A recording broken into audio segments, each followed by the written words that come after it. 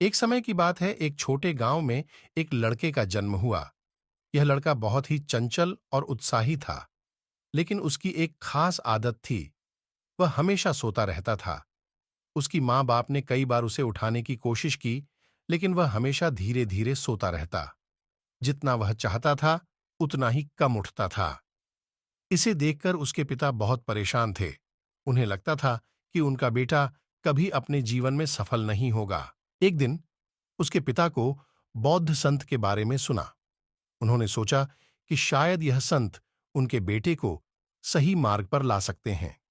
वे बेटे को संत के पास ले गए।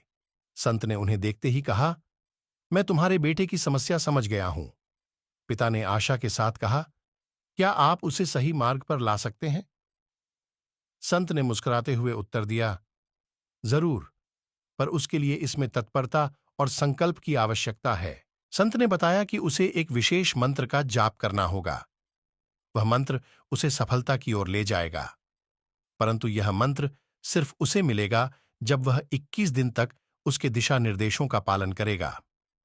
लड़का ने तत्परता के साथ मंत्र का जाप किया और उसके बाद उसका जीवन बदल गया। वह अब न केवल जागा, बल्कि सकारात्मक भी बन गया था। उसकी आदतें बदल गई थीं और वह अब अपने लक्ष्यों की दिशा में अग्रसर हो रहा था। संत ने उसको शिक्षा दी कि जीवन में सफल होने के लिए तत्परता, संकल्प और अथक मेहनत की आवश्यकता होती है। उसने लड़के को बताया कि उसकी आदतों को बदलने में सफलता के लिए इसकी आवश्यकता होगी। लड़का ने संत की बातों को समझा और वहां से लौटकर उसने अपने जीवन को संशोधित करने का निश्चय किया। उसने 21 दिन तक उस मंत्र का जाप किया और अपनी आदतों में सुधार देखा। धीरे धीरे उसकी जिद और अथक मेहनत ने उसे उसके लक्ष्यों तक पहुंचाया। उसके पास सकारात्मक सोच की शक्ति और निरंतर उत्साह था।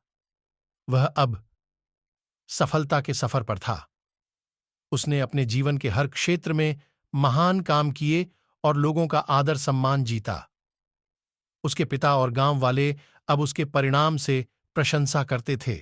इस कहानी से हमें यह सीखने को मिलता है कि तत्परता, संकल्प और अथक मेहनत से कोई भी मुश्किल को पार किया जा सकता है।